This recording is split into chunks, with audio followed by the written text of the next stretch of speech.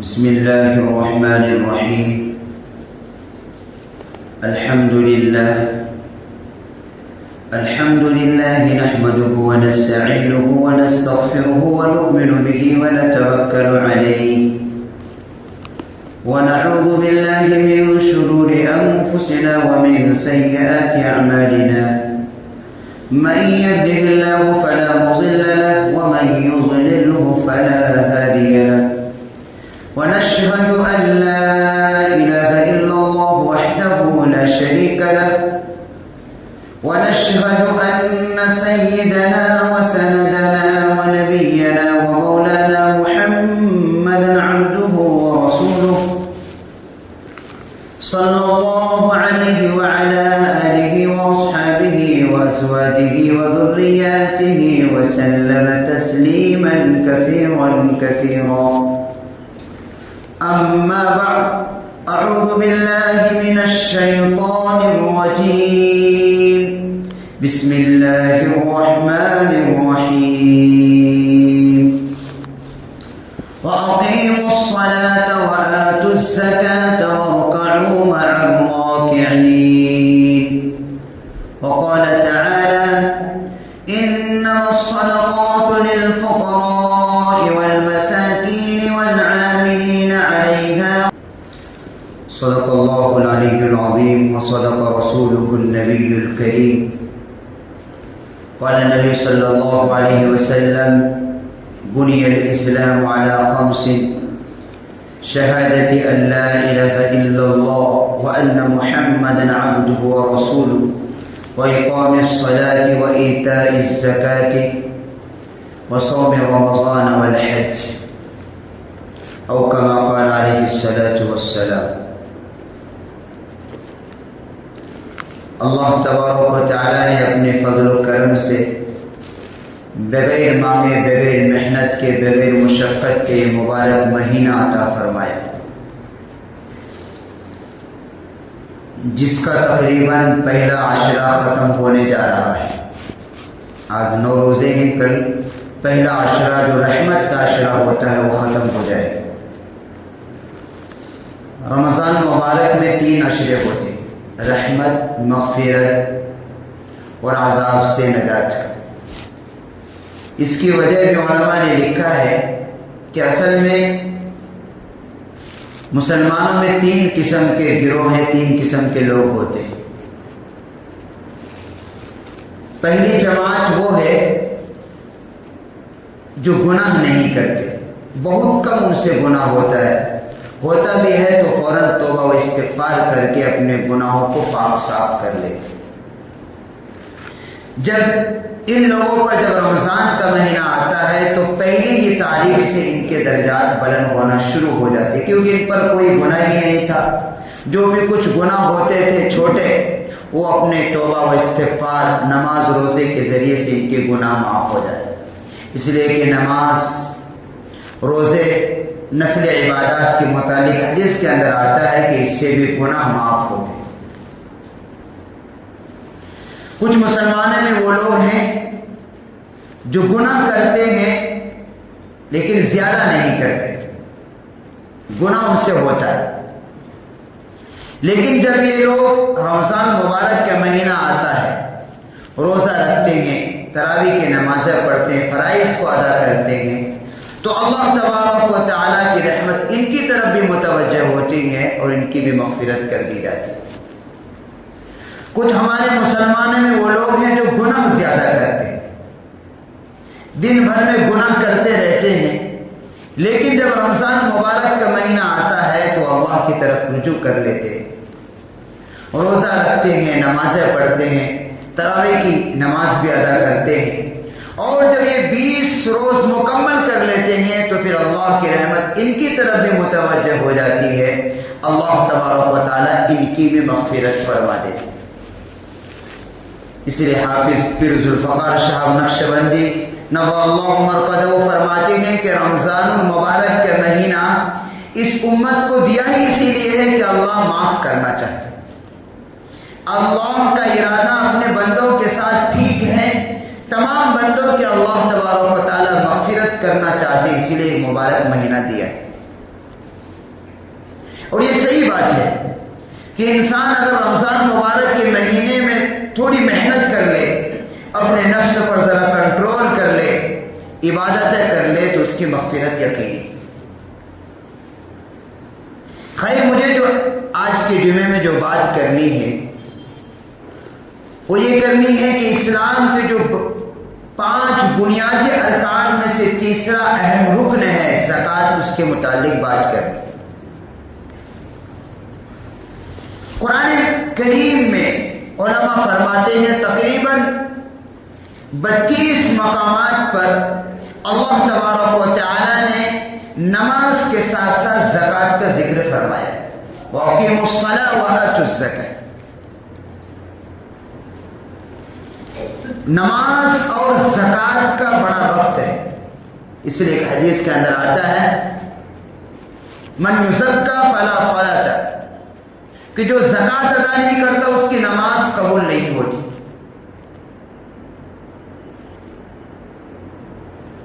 اور زکوٰۃ یہ صرف امت محمدیہ کے اندر نہیں، پہلی امم سابقہ میں بھی زکوٰۃ تھی، اور ان میں زکوٰۃ کی شرح زیادہ تھی۔ چنانچہ سیدنا موسیٰ علیہ السلام کی مذہب میں زکوٰۃ کا 10واں حصہ ان کو ادا کرنا پڑتا، یعنی 100 روپے میں 10 روپے تھے، اور وہ بھی ان کے لیے مشکل تھی۔ پہلی صورت یہ ہوتی تھی کہ زکوٰۃ، جس مال کی زکوٰۃ ادا کرنی ہوتی تھی اس کو پہاڑ کی چوٹی پر جا کر رکھ دیا جاتا تھا، اوپر سے ایک آگ آتی تھی اور اس زکوٰۃ کے مال کو جلا کر راکھ کر دیتی تھی، تو یہ قبولیت کی علامت ہوتی تھی۔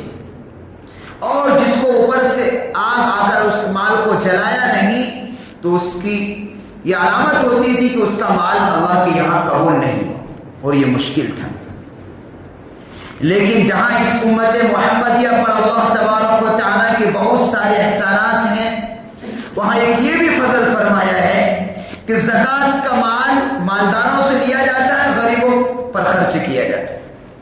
لیکن پچھلی امتوں میں یہ صورتیں نہیں تھی، مال کو ضائع کر دیا جاتا تھا اور وہ قبولیت کی علامت ہوتی تھی، اور اس امت میں یہی عبادت تھا، ان کے لیے یہی کرنا ضروری تھا، اور ان کے اندر زکوٰۃ کی شرح بھی زیادہ تھی۔ لیکن اس امت محمدیہ پر اللہ کے بہت سارے احسانات میں سے یہ بھی ہے کہ زکوٰۃ فرض ضرور ہے، لیکن پچھلی امتوں کے مقابلے میں اس میں شرح کو کم کر دیا ہے کہ 100 روپے میں صرف 2.5 روپے، 40 روپے میں 1 روپے، آسانیاں رکھ دی۔ اور یہ بھی کہ زکوٰۃ سب پر نہیں ہے، زکوٰۃ کی حد بھی متعین کی گئی ہے، کن لوگوں پر زکوٰۃ فرض ہے، اس کو بھی شریعت نے واضح انداز میں بیان کیا۔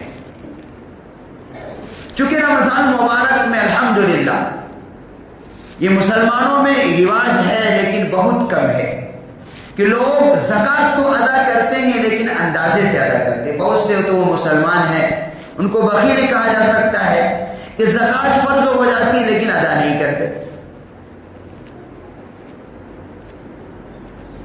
اللہ کے نبی صلی اللہ علیہ وسلم نے اس ماہ مبارک کی فضیلت کو بیان کرتے ہوئے اس حدیث میں یہ بھی فرمایا کہ اس مبارک مہینے کے ایک فرض کا ثواب 70 فرضوں کے برابر، یعنی ہم ایک فرض نماز رمضان مبارک میں ادا کریں گے، یا وہ عبادت جو فرض ہے اس کو اس ماہ مبارک میں ادا کریں گے، ایسا ہے جیسا غیر رمضان میں 70 فرض ادا کیے۔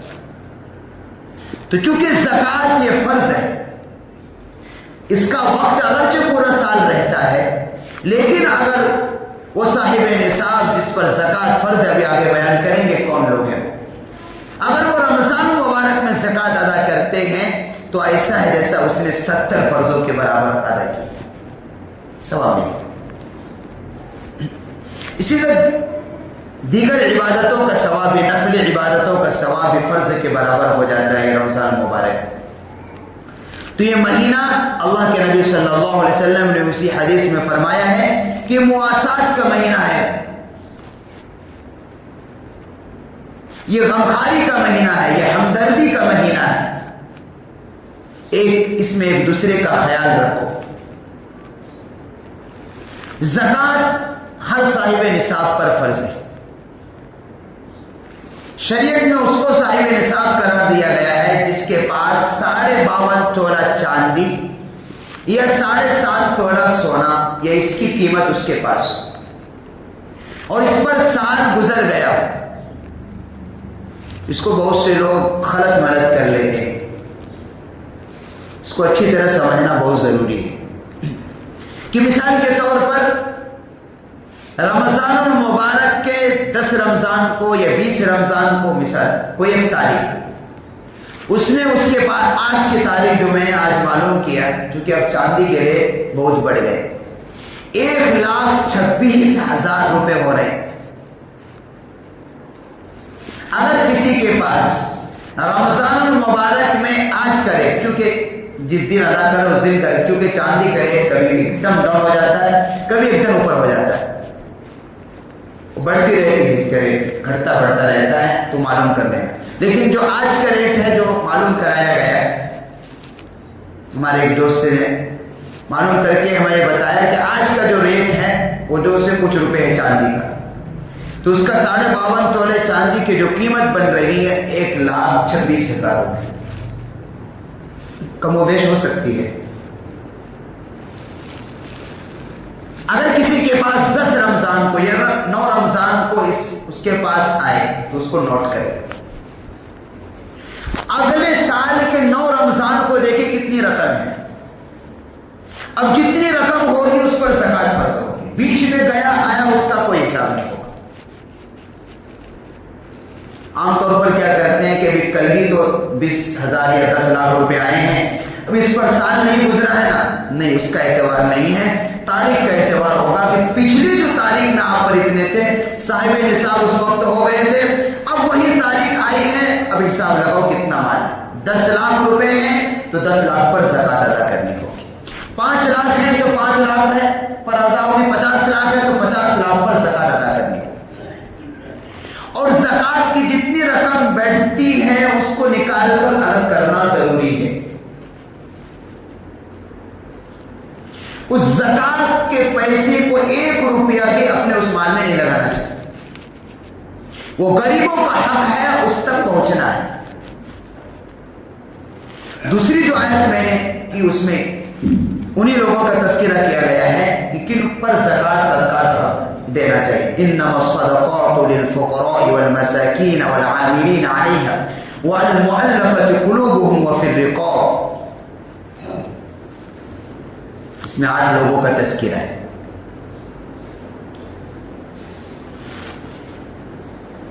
اور عام طور پر 4 چیزیں ہوتی ہیں، سونا چاندی، سونا ہوگا یا چاندی ہوگی یا نقدی پیسہ ہوگا یا مال تجارت ہوگی، یہ 4 چیزیں۔ سستی یہ پائی جاتی ہے کہ مالدار زکوٰۃ تو پہلے صحیح سے نکالتے نہیں، اور نکالتے ہیں تو اندازے سے نکالتے ہیں، اندازے سے کہتے ہیں کہ ہم تو اندازے سے زیادہ ہی دے دیں، وہ تمہیں نے اپنے مال کا حساب ہی نہیں لگایا تو تجھے کیسے معلوم کہ زیادہ دے دیں۔ اس لیے کہا گیا ہے کہ اندازے سے نہیں زکوٰۃ ادا کرنی چاہیے، بلکہ اپنے مال کا پورا حساب لگائے اور اس پر کتنی زکوٰۃ بیٹھتی ہے اس کو الگ کر دیں، اور الگ کر کے اب چاہے تھوڑا تھوڑا ادا کرتا رہے چاہے ایک ساتھ ادا کر دے، دونوں طرح درست سے، لیکن اس کو الگ کرنا ضروری ہے۔ اور زکوٰۃ ادا کرنے کا فائدہ یہ ہے کہ مال پاک ہو جاتا ہے اور یہ نفس بھی پاک ہو جاتا ہے، اس لیے مال کی محبت فطری چیز ہے، ہر انسان کے اندر ہوتی، اور یہ آزمائش کا ذریعہ ہے۔ قرآن کہتا ہے یا ایھا الذین آمنوا لا تلہکم اموالکم ولا اولادکم عن ذکر اللہ، محبت ہوتی ہے، لیکن جب جو حق مال میں غریبوں کا رکھا گیا ہے جب اس کو ادا کر دیا جاتا ہے تو وہ مال کی محبت انسان کو نقصان نہیں دے گی۔ جو مال میں جس مالداروں کے مال میں جو غریبوں کے حقوق رکھے گئے ہیں ان کو ادا کرنے سے انشاءاللہ ان کے مال ان کو نقصان نہیں دے گی۔ وہ مال نقصان دیتی ہے جو دل کے اندر محبت ہو جاتی ہے اور تو پھر وہ دنیا اور آخرت دونوں میں نقصان.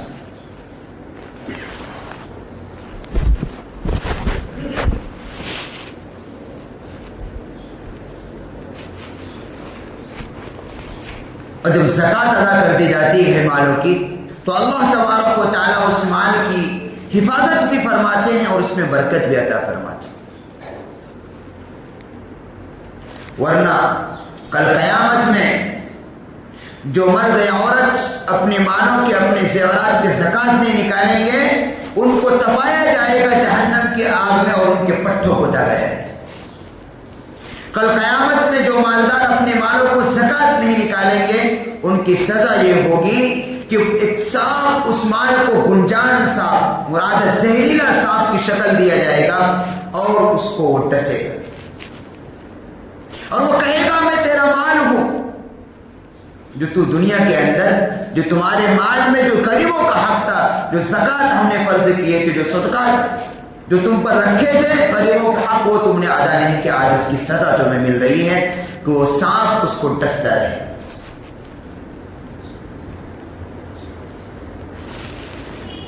ایک شخص کا واقعہ لکھا گیا ہے کہ وہ مالدار تھا, نمازی بھی تھا, روزے دار بھی تھا, تہجد گزار بھی تھا, لیکن اپنے مال کا زکوٰۃ ادا نہیں کرتا تھا. چنانچہ جب اس کا انتقال ہو گیا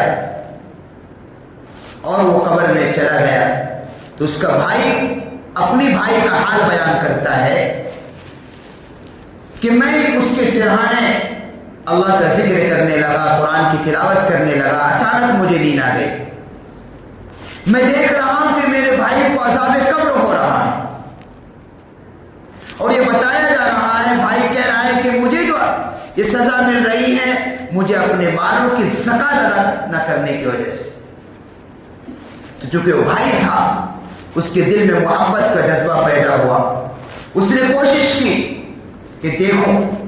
چنانچہ قبر سے جب مٹی ہٹائی تو آگ کی تپش محسوس ہوئی. اس نے جیسے ہاتھ ڈالا اندر تو اس کے گلے میں آگ کا توپ لگا ہوا تھا. اس نے ہٹانے کی کوشش کی تو اس کی انگلیاں جل گئی, انہوں کے پورے جل گئے اور بتایا مجھے اتنی جلن محسوس ہو رہی ہے کہ اس کی وجہ سے نہ رات کو نیند آتا ہے نہ دن کو نیند آتا. تو بسا اوقات زکوٰۃ کے ادا نہ کرنے کی وجہ سے نماز قبول نہیں ہوتی اور اس کی سزا قبر میں ملنی ہو شروع ہو جاتی. اس لیے اللہ تبارک و تعالیٰ نے یہ نظام بنایا ہے دنیا کے اندر کہ سب کو ایک جیسا نہیں بنایا. کسی کو امیر بنایا ہے, کسی کو متوسط بنایا ہے, کسی کو غریب بنایا ہے. اور اس شریعت کا خوبصورت نظام ہے کہ اللہ تبارک و تعالیٰ امیروں سے مال لیتے ہیں, غریبوں کو دینے کا نظام بنایا, غریبوں کی مدد کی جاتی ہے. اور کن کو دے سکتے ہیں کن کو نہیں دے سکتے, اصول و فروع کے علاوہ سب کو زکوٰۃ دی جا سکتی. اصول کہتے ہیں باپ, بیٹا, ماں, دادا, پردادا, یہ نسب, نانی, پرنانی, اس کو اصول کہا جاتا ہے. فروع کہتے ہیں جیسے پوتا, پوتی, ناسی, نواسی, اس کو فروع کہا جاتا ہے. ان کے علاوہ ہر ایک کو زکوٰۃ دی جا سکتی. ایک بھائی ہے اور سب الگ, دو بھائی ہیں اور سب الگ الگ رہتے ہیں. ایک بھائی تندرست ہے تو دوسرا بھائی زکوٰۃ کا پیسے سے اس کی مدد کر سکتا ہے. بہن ہے, سب کا کھانا پینا الگ الگ گھر بس رہا ہے, لیکن بہن کمزور ہے, زکوٰۃ کی مستحق ہے, تو ایک بھائی زکوٰۃ کے ذریعے سے اپنی بہن کی مدد کر سکتا ہے. لیکن باپ بیٹے کو نہیں دے سکتا, بیٹا باپ کو نہیں دے سکتا, بیوی شوہر کو نہیں دے سکتا, شوہر بیوی شوہر کو نہیں دے سکتی, شوہر بیوی کو نہیں دے سکتا. یہ کہ اس لیے کہ یہ اصول و فروع میں آتے ہیں. ان کے علاوہ تمام حضرات کو زکوٰۃ دی جا سکتی. اس لیے کہتے ہیں زکوٰۃ کے حقدار ہمارے رشتہ دار بھی ہیں اور وہ مدارس جہاں لوگ غریب بچے پڑھتے ہیں ان مدارس پر بھی زکوٰۃ کا پیسہ خرچ کرنے سے ڈبل ثواب ملتا ہے. ایک دین کی اشاعت کا اور ایک صحیح مصرف پر جا رہا ہے. اور رشتہ داروں میں بھی ڈبل ثواب اس لیے ملتا ہے، ایک تو رشتہ داری کا حق ادا ہو رہے ہیں، اور ایک جو اس میں اس غریب کا جو مال میں حق رکھا تھا وہ دونوں ادا ہو رہے ہیں. دو حقوق ادا کرنے کی وجہ سے ثواب زیادہ نہیں. اس لیے جو ہمارے مدارس کے سفراء حضرات آتے ہیں، اگر وہ صحیح ان کے مدارس میں پڑھنے والے طلبا ہیں، قیام و طعام کا نظام ہے، صحیح تعلیم ہوتی ہے، تو ایسے جگہوں پر پیسہ خرچ کرنا باعث ثواب. اسی طرح اپنے رشتہ داروں میں کوئی بھائی تنگ دست ہے، کوئی بہن اگر ایسا تنگ دست ہے، کوئی ہمارا پڑوسی ہے جو تنگ دست ہے، ایک ہی آدمی کمانے والا ہے اور گزران صحیح سے نہیں ہوتا ہے، تو زکات سے اس کی مدد کرنی چاہیے. رشتہ داروں میں ایسا ہے، اس کو فہرست بنائے. اللہ نے دیا ہے مال تو فہرست بنائے، دیکھیں کون ہے ہمارے ملنے جلنے والوں رشتہ داروں میں ایسا تنگ دست کہ جن کی میں مدد کروں، اور عزت کے ساتھ. ان غریب کو محسوس ہونا چاہیے کہ عزت کے ساتھ دی جا رہی ہے. بعض مالدار ایسے ہوتے دیتے ہیں اور اکڑ دکھاتے ہیں کہ مال دکھانے کے بعد، اکڑ دکھانے کے بعد وہ صدقات قبول نہیں ہوتے، منہ پر پھینک کر مار دی جاتی. بلکہ غریبوں کی مدد کرے، عزت کے ساتھ مدد کرے، تاکہ لینے والے کو کسی طرح کی کوئی عار و شرم محسوس نہ ہو. اسی لیے کہا گیا ہے، ایک روایت کے اندر آتا ہے کہ ایک ہاتھ سے دو، دوسرے ہاتھ کو پتہ نہ چلے، یعنی اخلاص کے ساتھ، عزت کے ساتھ.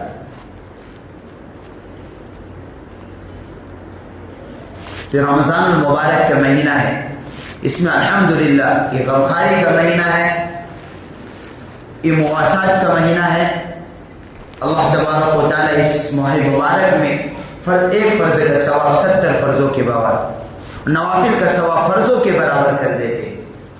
تو اللہ رب العزت نے جن حضرات کو دولت سے نوازا ہے اور وہ صاحب نصاب ہے، ان پر زکوٰۃ فرض ہو جاتی ہے، تو اپنا زکوٰۃ پوری مال کا حساب لگا کر زکوٰۃ ادا کریں.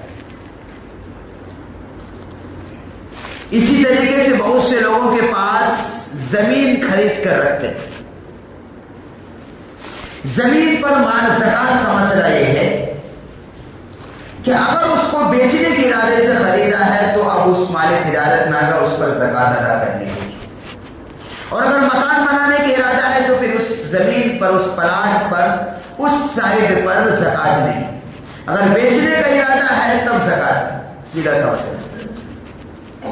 اگر کوئی ہم نے پلاٹ خرید رکھی ہے، کوئی بلڈنگ خرید رکھا ہے اور آگے اس کو سیل کرنے کا ارادہ ہے، یا کوئی ہم نے سائٹ خرید کر رکھا ہے آگے اس کو بیچنے کا ارادہ ہے، تو اس پر زکوٰۃ ہوگی. اور جس پہلے کا ریٹ کا اعتبار کا خریدے تھے نہیں، اب جب زکوٰۃ ادا کی ہے اب کیا ریٹ چل رہا ہے اس کا اعتبار ہو. پہلے 2 لاکھ لیے تھے، اب اس کا ریٹ 4 لاکھ یا 10 لاکھ ہے، تو اب 2 لاکھ کا نہیں، اب 10 لاکھ کا اعتبار ہو. اب 10 لاکھ کا حساب لگا جائے گا اور 10 لاکھ پر جتنی زکوٰۃ بیٹھتی ہے اس زکوٰۃ کو ادا کرنی ہو. لیکن اگر مکان بنانے کا ارادہ ہے تب زکوٰۃ، چونکہ مکان یہ اصل ضروریات میں سے آتا ہے. مکان پر زکوٰۃ نہیں. ہمارے پاس گاڑی ضرورت کی چیز ہے، زکوٰۃ نہیں. موبائل ہے، چاہے وہ قیمتی ہو چاہے چھوٹا ہو، اس پر زکوٰۃ نہیں، کیونکہ ضرورت میں، اس کو علماء نے ضرورت میں قرار دیا گیا. لیکن زمین، گھر کے علاوہ وہ اگر زمین ہے، عام طور پر نہیں کرتے مسلمان، اس کا لحاظ نہیں کرتے، نہیں نکالتے. نہیں، کل قیامت میں اس کا جواب دہی کا مسئلہ ہے، اور اللہ تبارک و تعالیٰ ہی نے تو دیا ہے. اگر اللہ مجھے دماغ نہ دیتا تو میں کیسے کماتا؟ اگر اللہ ہاتھ نہیں دیتا تو کیسے کماتے؟ اللہ کی دی ہوئی نعمت سے ہی انسان محنت کر کے کماتا ہے. کہتا میں محنت کر کے میرا نہیں. غور کرنا چاہیے، اللہ نے تجھے دماغ دیا تھا، اگر مینٹل بنا دیتا، پاگل بنا دیتا، کیا تو کما سکتا تھا؟ نہیں کما سکتے. اگر اللہ ہاتھ میں فالج کر دیتا، کیا کما سکتے تھے؟ نہیں کما سکتے. اللہ نے ہاتھ میں قوت دی، پیر میں قوت دی، دماغ دیا، اس کو استعمال کر کے، اللہ کی نعمت ہی کو استعمال کر کے کچھ کمائے ہو اور اس نصاب تک پہنچے تو اللہ کی فضل سے پہنچے ہو، اور اللہ نے جب حکم دیا تو اس کو ادا کر. تو جہاں مال کا حساب لگانا ضروری ہے، اسی طرح اس سائل کا بھی حساب لگانا ضروری ہے جو ہمارے پاس ہے اور اس کو بیچنے کا ارادہ ہے، اس پر نفع کمانے کا ارادہ ہے، تو اس پر زکوٰۃ ہے اور اس کی زکوٰۃ ادا کرنی، جتنی اس کا ریٹ ہے، اس وقت 20 لاکھ کا یا 10 لاکھ جو بھی ریٹ ہے اس ریٹ کا حساب ہو۔ پہلے لیے تھے 2 لاکھ میں، 1 لاکھ میں، 3 لاکھ، اس کا کوئی اعتبار نہیں۔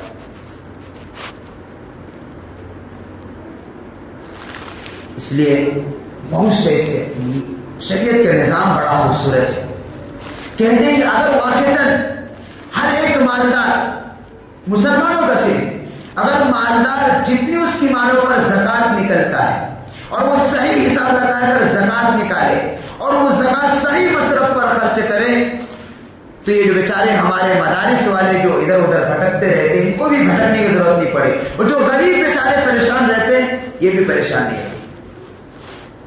وجہ یہ ہے کہ تو پہلی تو غلطی یہ کرتے کہ صحیح پوری زکوٰۃ نہیں نکالتے، اور زکوٰۃ نکالتے ہوئے تو صحیح مصرف تک نہیں پہنچتا، جس کی وجہ سے کیا ہے جو بیچارے غریب ہیں وہ غریب ہی رہ جاتے ہیں، جو مالدار ہے وہ اپنے سیٹھی بھگاتا رہتا ہے،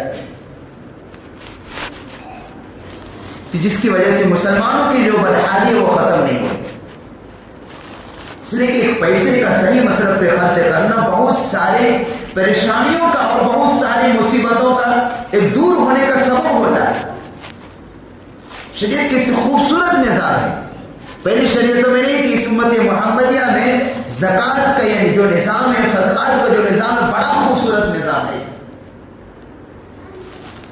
کہ مالداروں سے لیا جاتا ہے، غریبوں کی مدد کی جاتی ہے۔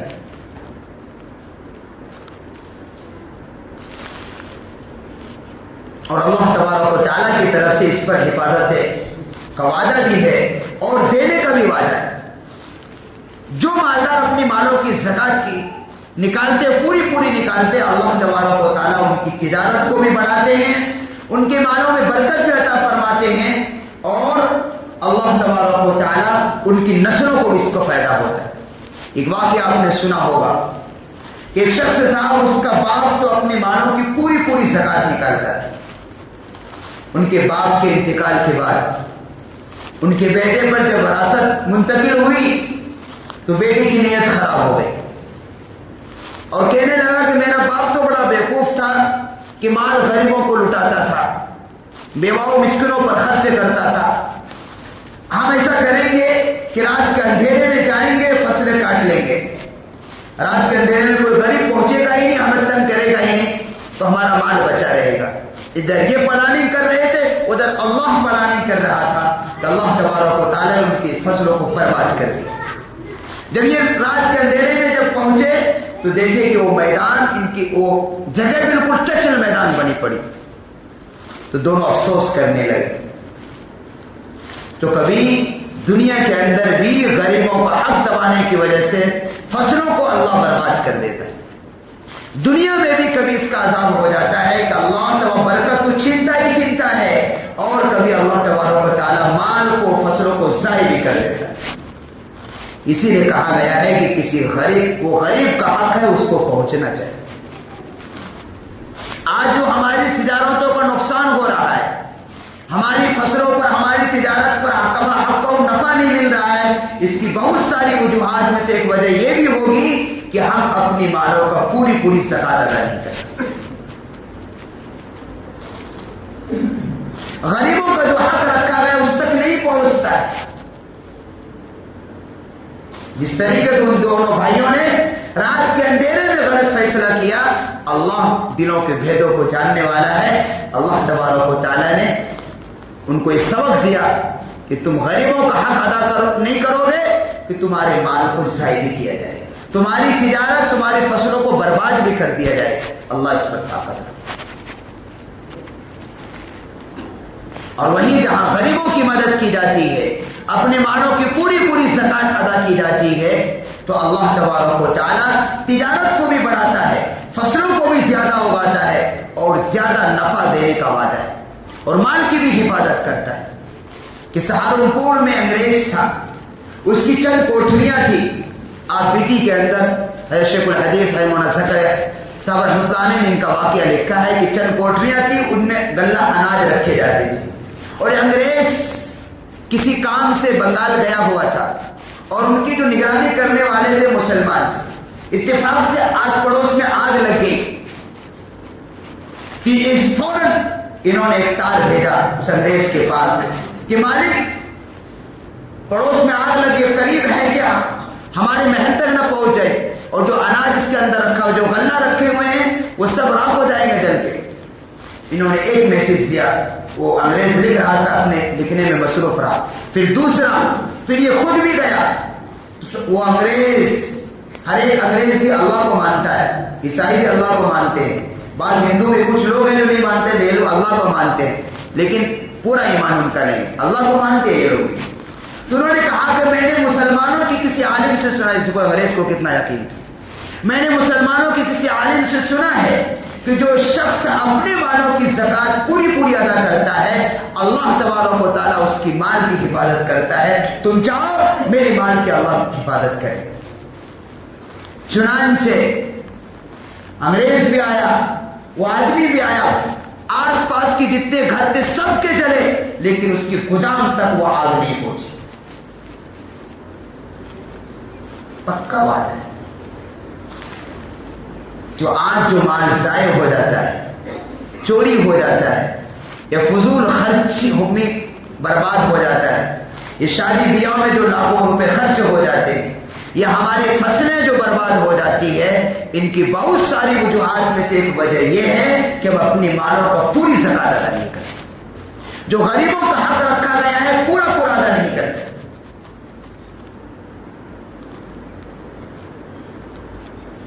وقت ختم ہو گئے، اس لیے ہر جس کو اللہ تبارک و تعالیٰ نے